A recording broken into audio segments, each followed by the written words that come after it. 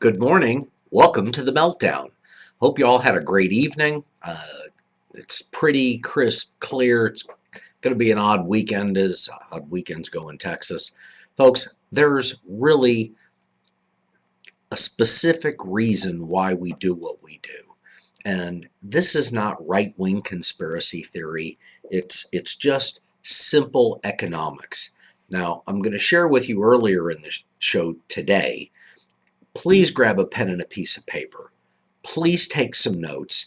Follow a little bit of direction or instruction. I'm certainly not going to try to talk down to anybody. That's not the point. But anytime somebody is providing you information, it's good to get a clear understanding of what and where you're headed with the information that's being provided. And whether you agree with it or not, that may be something you wish to contend. And so I want to leave the forum open. Now, if you would go to themeltdown.com, you'll find over 500 shows. We're probably pushing the 400-hour number of audio because we have edited commercials in the past coming from radio to podcasts. I really like the podcast idea. It gives me an opportunity to speak my mind and direct the market a couple of times a day when I'm here and things allow themselves to be distributed properly. You can go to Ustream. That's the broadcasting system that we utilize. You can register. You can ask questions live as I do the show. And of course, trying to get to a consistent time is becoming a little bit of an issue. But sometime between 9 and 10, most mornings I do a morning show. And then sometimes between about 2:30 and 3:30, I'll get an afternoon show. Michael, when he's here, will post them up as fast as I can get done and get out of his hair and allow him the ability to do that part of his job. If you've got questions, you can go to Ustream and register, and you can ask me questions live in the chat room. If that's not something you'd like to do, you can always email me. That's Brett, B-R-E-T-T, at thegoldexchange.net. Brett with two T's at thegoldexchange.net. You can call. That's 281-548-2646. Hit option 0. That way you get a live voice. You don't get trapped in the phone system. And folks, it's easy to find information. The question is, do you have the ability to decipher the information and utilize it in a fashion or a forum that it can be expressed, and then you can start to put the plan into action? Now, I'm looking around the internet this morning, and I'm listening to some of the information that's going on out there. I worry about the amount of credibility that goes into the cheer for tapering. These guys have been wrong for the last 90 days. They've been wrong for the last 5 years. Things were really bad. All we did was pump some artificial air into an economy that needed a fresh set of paddles to shock it into working again. That's probably a little bit weird the way it sounds, but I need you to understand that coins, rare coins, are looked at by everyone from the guy who's got $10 and wants to buy a couple pieces of silver, maybe it's a couple of silver dimes, or somebody who wants to spend a couple of $1 million and build a portfolio. Now, commission-wise, I want to address commissions, and I want to address the cost or the charges over a premium. Folks, there are dealers that profess that they're working on 1% over their cost. Frankly, the question becomes, are they working at 1% over what other dealers will pay, what they paid? It's a way of sheltering the information, if you will.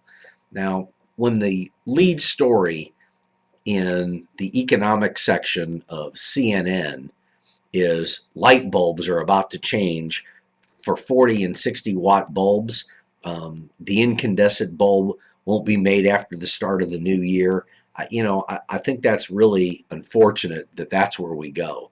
But nobody wants to really focus in on the problems in the economy, the speculation of tapering, the 1.3 million folks that are about to lose their jobless benefits, Paul Ryan and Patty Murray throwing together a whole bunch of paper and a whole bunch of time and talking about how each of them gave a little bit more to make things happen and look better.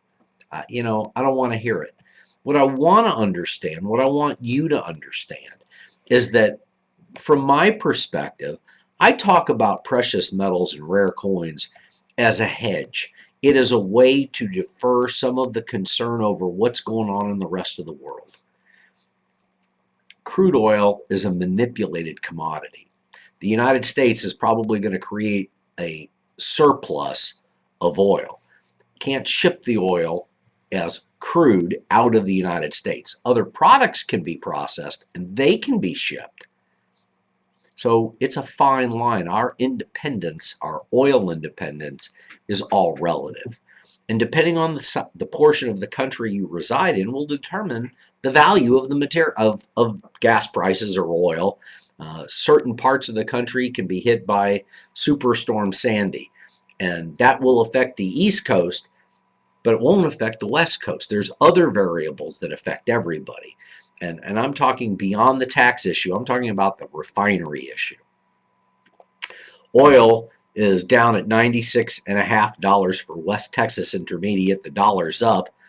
And so when the dollar goes up, you suspect that most currencies will be down. Well, the Mexican peso, the yen, the Chinese currency, the Canadian dollar, the Australian dollar, all up as the dollar is appreciating today.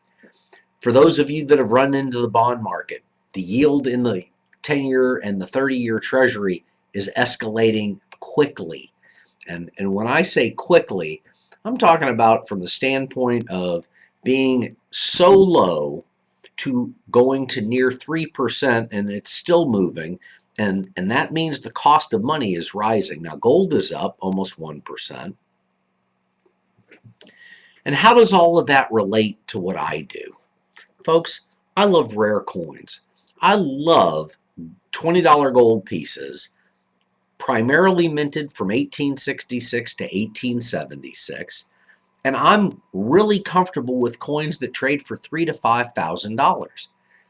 I talk constantly about those folks that are trying to get into the cheapest gold or the cheapest silver they can get their hands on. And so the premiums fluctuate depending on who's taking profit and who's not taking profit. I look at guys like Jim Rogers, who says, I'd rather see you buying into the silver market than I would the gold market. And this is a man who lives overseas and he's watching what happens. I'm watching what happens when you look at the different forms of ownership and what becomes disclosable, what we've got to ask for your Social Security on, because I don't want to break the law. I want to follow it. I want to do exactly what it says, and I want you in the same position. Now, I love silver because if you're not worried about transporting it, if it's truly the opportunity to buy it inexpensively and be able to barter with it or take the profit when silver hits 45 or 50 bucks, or maybe it's going to go through a number that we've never seen before and you'll see it at 60 or 75.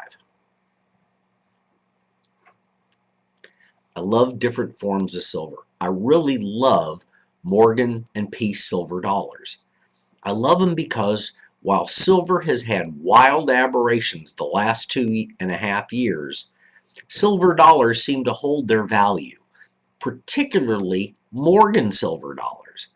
And so from my perspective, I'm trying to explain it in such a fashion that it's not just clear, concise, and logical, but that you maintain liquidity. And I look at guys like George Soros or John Paulson, and I look at the positions that they take, and none of them are physical. It's all about the paper. And I mentioned JP Morgan Chase yesterday. If they could figure out how to get involved in the industry and increase their margins by tenfold, 100-fold, they should do that. They don't do it, and they don't do it because of the U.S. government, because of the way the companies are set up. I understand that this is not a commodity for all people to play in. But to manipulate a market, to deal in leverage that's 1,000 to 1, I can't tell you the amount, and I'm not even sure Michael can find it, but I'll put it out there. How much leverage does JP Morgan really control at the $2.4 trillion number? I think that's what we were talking about, huh, Michael? 2.4 asset, 2.2 liability, netted them 250 billion. Folks, sounds like a lot of money, and if it was in your checkbook, you'd be thrilled. I know I would, except that I wouldn't be in the United States. I'd have a lot of gold. I wouldn't have the aggravation or the concerns that everyday Americans face. That's obvious. People look for the loopholes. I had a great meeting last night, and the lady that I was speaking to said that BP is at a place where they have to spend almost $1 million a day to maintain their tax status. $1 million a day. Whether that's infrastructure or other assets that they've got to update and buildings or whatever, they've got to spend $1 million a day. I look at what companies promote, and now we'll pull this into the coin market, and maybe this will start to make sense. Because you buy GLD or SLV does not mean you're buying gold or silver, ever. It never means that. It really means that you're putting dollars into paper and you're being backed up by the full faith and credit of the firms that are monetizing or being the custodians of your product. So in the case of GLD, that's the gold ETF, electronically traded fund. Those are important words, electronically traded fund.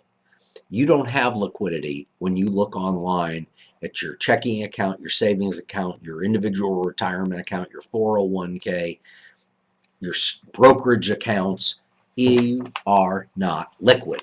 You don't have anything except a digital picture on your screen that says this is yours. Folks, it's in their control. I don't care if you're at a community bank or the largest bank. You can sell whatever it is that you have in any form that you've got it in, if it's digital now, electronically traded funds, and it takes somewhere between 3 and 15 days to get liquid, depending on, quote, what it is that you're selling. I had a great story created by my mother last night. It really was reassuring. God's good all the time. And whether you're a believer spiritually or not, whether you believe in the universe and karma, sometimes she can be a biatch. My point in bringing it up is that I want my clients owning multiple types of gold coins. I love $20 gold pieces, and I love coins that are 1,000 times rarer than other coins. But when you make the comparison of weight, denomination, and quality, you can pick up coins that are almost 1,000 times rarer than other coins without having to pay a premium to do it. Coins at $1,300 plus or minus a few bucks are bullion related. Okay, you're gonna pay a 6% premium. If you buy 1,000 of them, you'll get a 0.5% off. Okay, the margins are tight. But now you're trading in a market where central banks are buying heavy. And everyone's manipulating the number because they move hundreds of millions or billions of dollars. Remember, a company that has a net worth, quote, or an asset side of their business of 2.4 trillion is leveraged way over that. In the case of GLD, it's 50 to 1. For every share that accounts for GLD, it's been oversold by 50 times. That means for every 1 ounce gold coin inside, quote, the vault, there are 50 claims against it. That's too high. Can't play that leverage game. 1 to 1 is almost too much. But 50 to 1, that's part of the reason why I say you need to own gold coins. You need to own silver coins. You don't have to pay a huge premium to own premium quality material. Now, premium quality is a dealer term. It's something that we tell our clients so that you can understand that it's not the run-of-the-mill ugly widget, whatever the widget is. I buy and sell Morgan and Peace silver dollars for as little as $32 to $40 non-graded. Okay. Now, each coin contains about 77%. The coins themselves are 90%, but the silver content is 0.77 ounces. And when you multiply that times $19.85, you're talking about a coin that has $15.28 worth of silver in it that's selling for somewhere between 65 and 100% over its melt value. And you can get to coins that are tens of thousands or hundreds of thousands of dollars. Now, I've had a conversation today with a customer, and he's looking at a couple of coins that are going to run him in the neighborhood of about $9,000. They're $4,500 an ounce. I'm comfortable with that number because you've got people like Ron Paul and Jim Rogers. You've got Jim Cramer on Mad Money telling customers to move 20% of their money into gold, physical gold. At sometimes, other times, they talk about GLD. They talk about, quote, the paper market. Folks, this is not the time to be increasing your paper position. I'm looking at a stock market that is so volatile. We've been at 16,000 and a couple hundred points. We're currently trading at 15,740. Okay? So it's that volatility in the index, not the individual stocks, because there are stocks that lose 20, 30, 50% annually. That's what the stockholders are losing. Yes, there's companies that have appreciated. GM has returned 40% this calendar year. And the Treasury Department, because they need the cash, sold their position. If they were so sure of the bet, why do we, the taxpayers, take a $10 billion hit? Because we never got a real say in what we bought. We invested in General Motors. We invested in AIG. We invest. But you and I are on the hook for the loss, not for the gain. And what's going on in Washington, folks, I stay focused in my little hole, in my box, so I can make good recommendations to you. There is a reason to own different types of gold and silver. There's a reason to own rare coins. And whether the economy goes upside down tomorrow or whether it takes another year or two, the bottom line is that things get worse before they get better. That's what Tim Geithner said before he left office. That's what Ben Bernanke will profess. That's why we're going to see quantitative easing for a while. We're going to see an unlimited debt ceiling. Those are all problems coming. There's no doubt about it. They're going to happen. And as they continue to happen, and you see other countries that either raise their debt ceiling to an unlimited number, that's why you want to own $20 gold pieces. And I don't care if you're buying the gold coins. They're 0.9675. They're not quite a pure ounce, so I don't want to ever mislead anybody. But I love $10 gold pieces, 0.4838 ounces of gold per coin. I like them because you can put multiple dates together. Most people who are trying to get into bullion positions, who want to own the metal as cheap as they can get it to, come in and they tell me how to do this. Folks, you do not want to own Krugerrands. You don't want to own gold Canadian maple leafs. They are not going to deal with them as legal tender. The IRS has been closing that loophole for years. And if all you do is hoard gold, if you own multiple ounces of the same type of coin, owning different dates of Krugerrands only matters if you own different dates. And you're set building. If you own 100 ounces and you've only got 15 dates, you're hoarding. I don't care how smart you think you can be about it. And I've had clients who read information out of books and they come tell me how to do, they've done what they've done, how they've done it. And I've got a client who lives in the Kingwood area. She told me what she did. And the moment she got done telling me, I told her she had the bank. Her bank was sending out reporting forms on her. Over 90 years old, she told me the advice was bad, and I explained to her she's the one who told me about the book she read. So I'm going to give you a lot of good information, and it's part of the reason why I love U.S. minted gold coins. I love commemorative coins, new coins and old coins. And if you're sitting on $100,000 or $500,000, if you've got a retirement plan, if you've got an estate, if you've got a 401k, and you're trying to figure out how to manage all of the dollars that you see digitally, then it's time to grasp the concept of owning your material. In your hand, put it in a safe at your home, put it in the ground in a vacuum-packed bag so that Mother Nature and moisture don't get to them. What you don't want to do, and I had this conversation again last night, is you don't want to go through the turmoil of putting it in a bank. Because on Saturday afternoon, when the bank is done doing its business, you don't have access to your money, your gold, your coins, your jewelry, your papers till the bank reopens. And if things got really bad and there was a bank run on Saturday, you might not see your material for a couple of weeks.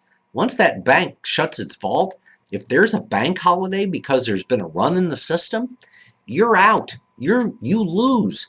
And being in the banking system is wrought full of problems, not to mention the disclosure documents. You're giving them your social security number, driver's license, your phone numbers. They know how to find you. If you put it all in one safe place and you think that's your bank, you've missed the boat. Folks, I want to be able to talk to you in a clear, concise, and logical way. I want you to own hundreds of ounces, thousands of coins. I want you to be able to be in a position that if it ever came to it and the U.S. government and the rest of the world banks decided that they wanted to remonetize currency and debt the way we know it to exist, they're going to have to get gold and silver to be able to do it. Now, there are $20 gold pieces that sell about the same prices as gold American Eagles or Krugerrands or some of that type of material. They're damaged, they're old. You can buy multiple dates. You can be a collector even if that's not what your real motive was. Now, I'm not going to insinuate you do anything illegal. I don't believe in it. But what I do believe is that if you follow the rules and follow the law and you own the material and you're holding it, you provide yourself a hedge against bad decisions made by the government. And I don't care, this is not a slant on the president in any way. I've got more issues with Congress, as most Americans do. The fact that there's no compromise across the aisle is absolutely ridiculous. And I remember reading as a young man the amount of compromise that was required back in the 60s under LBJ, and moving forward as the aisles divided more at times, but they came together to keep the country strong. It wasn't until Richard Nixon got us off the gold standard, dissolved the Bretton Woods Accords, full faith and credit of the U.S. government came into existence, and now the U.S. Mint produces more silver than it owns.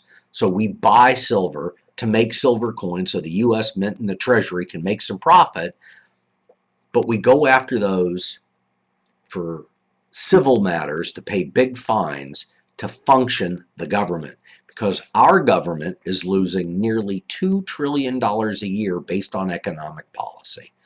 Folks, you're going to wake up one day and gold's going to go from this $1,235, $40 range today, and you're going to wake up and you're going to see it move $100 or $200.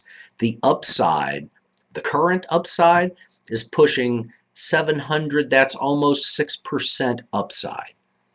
If gold goes back to $1,900, that puts silver somewhere in the neighborhood of about 50, if history dictates itself.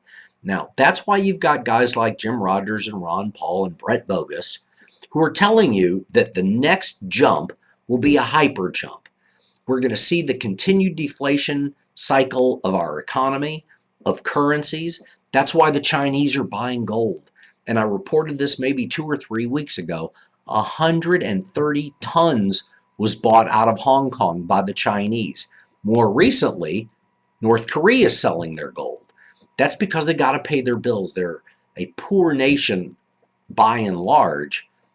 But take that one little speck of North Korea and realize that the amount of wealth there is huge. President Mubarak in Egypt went on trial. I'm not even sure what the final result of it was. Michael popped that one for me while I'm doing the show for this afternoon. But Mubarak, as most dictators go, I don't care what your title is, when you run it as a demagogue, it's yours. That's the way you run it. And to siphon off millions, hundreds of millions of dollars to live extravagantly, some of what we saw when Saddam Hussein was overthrown, folks, that's not going to happen in the United States. But what is going to happen is there will be a changing of how we function, whether that's a shutdown, whether it's a power grid problem, the infrastructure of the U.S., bridges start dropping. Folks, it's the time to prepare your financial well-being. It's wealth protection. Anyway, I'll get more into that this afternoon. I love $20 gold pieces. I love all types of gold, but I really love silver. And because, thank you, Michael, Mubarak was given a life sentence, the appeals court demanded a retrial. That's his status currently. And folks, you need to be able to listen to clear, concise, and logical information and make a conclusion. There's a reason to own certain coins that would trade normally for $100, and there's some that you want to own at $100. There may be some that you want to own at $1,000 because this is a cycle, as all markets are. I'm just trying to keep you in the areas of the market that aren't in the bubble. So to see a market rise 6%, isn't so exciting, but if the one that you're in drops 40%, that's a 50% swing in your net worth. Don't tell me if you've got $500,000 or $1 million that losing half of it won't change your lifestyle. It will. It'll change your outlook on everything. That's why I do what I do. Anyway, I love Texas Children's Hospital. I know most people believe that and understand it.